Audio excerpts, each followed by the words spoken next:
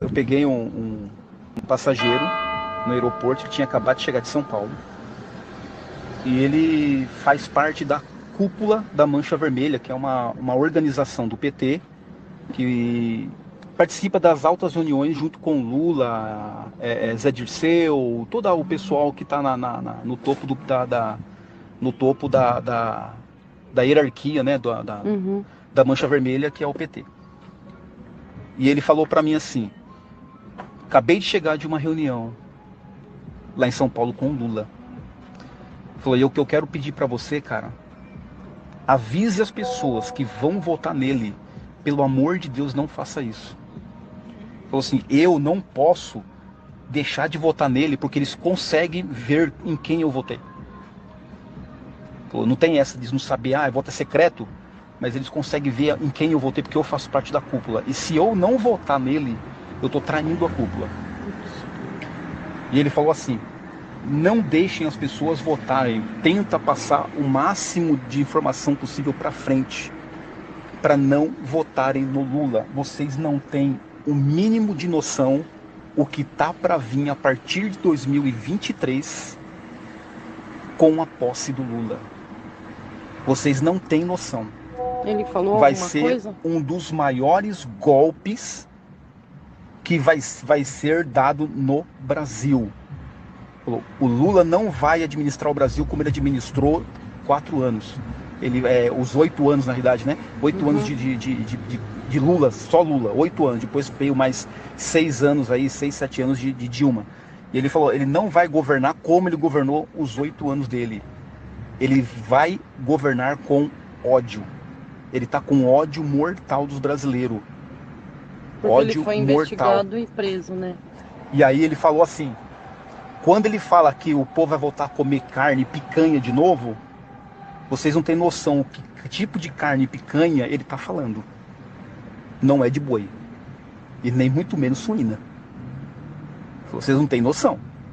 Ele está como um encantadorzão assim, ó, jogando a quirela para todo mundo tá caindo na conversinha dele, todo mundo tá esquecendo do arrombo que ele fez, de um monte de coisa que ele está envolvido, por causa de uma frase que ele está usando.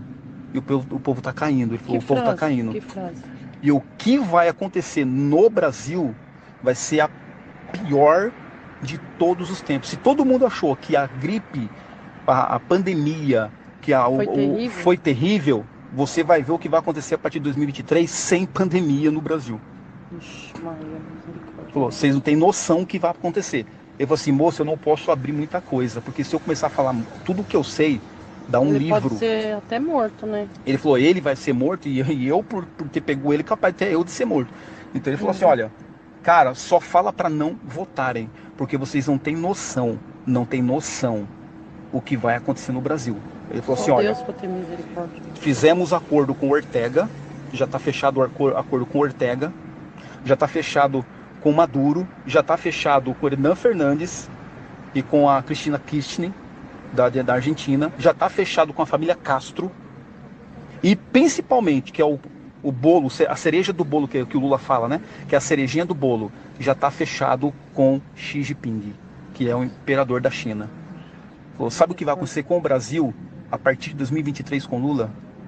O Brasil vai começar a ser entregue de bandeja para a China. E Nossa, logo em misericórdia. 4 anos, quem vai estar administrando o Brasil vai ser a China. Assim, o Bolsonaro sempre soube que havia manipulação da contagem dos votos, mas ele precisava provar. O que ele fez? As Forças Armadas foram lá e pediram os códigos fontes do TSE, em agosto. E eles deram os códigos. Então, os militares conseguiram ver como é que eles faziam a apuração e como é que era feita a eleição, tá? Através desses códigos. Aí o Bolsonaro, muito esperto, foi falar com quem? Com o Putin. É lógico que ele não ficou lá 2 horas conversando sobre fertilizantes, né? Tanto é que ele fez até uma piadinha. Ele falou assim: eu não vou falar o que eu conversei lá, mas foi muito importante essa conversa que eu tive. Aí na semana passada, o Bolsonaro chega pro Alexandre de Moraes e entrega uma faca de presente com o nome dele gravado na faca. Quando o Alexandre de Moraes viu, ele levou um susto e deu um passo para trás. Aí o Bolsonaro virou para ele e disse assim: não precisa ficar preocupado não. Eu mandei fazer umas 200 dessa daí, tem mais gente que vai ganhar, não é só você não. O que o Bolsonaro estava dizendo? E ele falou assim: e eu já sei o que eu vou fazer, tá?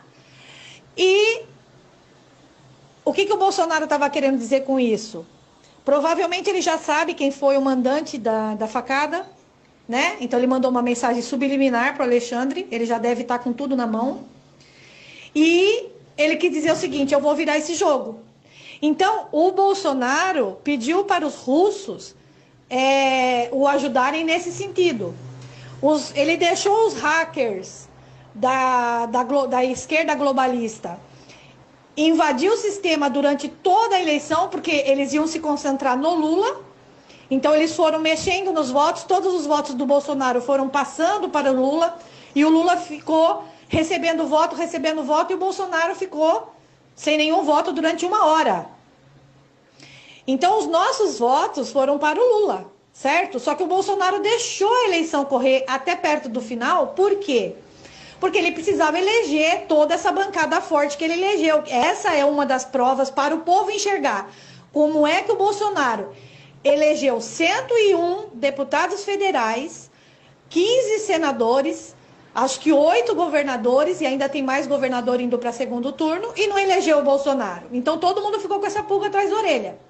Mas aí é que entram os hackers russos. Tanto é que na minha última postagem eu mostro lá toda a movimentação na internet, mostrando que o pessoal do Alexandre de Moraes estava mexendo na votação, estava tendo uma grande movimentação da Oracle, que fica nos Estados Unidos, que é onde fica o nosso servidor, o TSE, tem um servidor nos Estados Unidos. Então, nesse momento, você vê depois a movimentação dos russos, tá?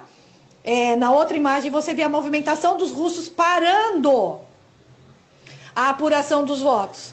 Nisso, provavelmente, quando travou em 96%, os militares bateram na portinha do Alexandre de Moraes e falou assim: agora você vai anunciar que vai para o segundo turno, porque era para o Lula ganhar no primeiro turno. Já estava tudo preparado, a festinha deles lá na Paulista, certo? Todos os jornalistas, todos felizinhos. Daqui a pouco, a notícia de que o Lula vai para segundo turno, junto com o Bolsonaro, todo mundo com cara de derrota, o Lula com cara de derrota, o Alexandre de Moraes com cara de derrota. Por quê? O Bolsonaro falou: agora eu tenho a prova que eu precisava, certo? Então, ou você me leva para o segundo turno e deixa eu ganhar a eleição, ou a cobra vai fumar.